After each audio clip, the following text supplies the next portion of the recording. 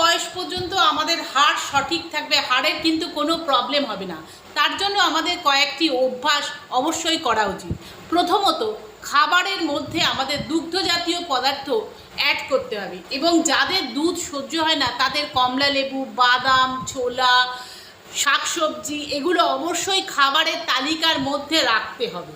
দ্বিতীয়ত, অন্তত দিনের মধ্যে 10 মিনিট সূর্যের আলো আমাদের বডিতে লাগানো উচিত, তাতে কিন্তু আমাদের হাড়ের সমস্যা অনেকটাই দূর হবে।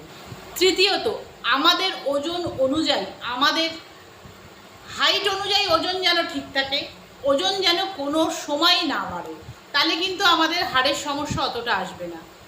চতুর্থত যেটা বলি, নিয়মিত যোগাসন, স্ট্রেচিং এক্সারসাইজ বা যে কোনো ধরনের এক্সারসাইজ করতে হবে, তাহলে কিন্তু আমরা অনেক দিন পর্যন্ত আমাদের হাড়ের কোনো সমস্যা হবে না এবং আমরা বৃদ্ধ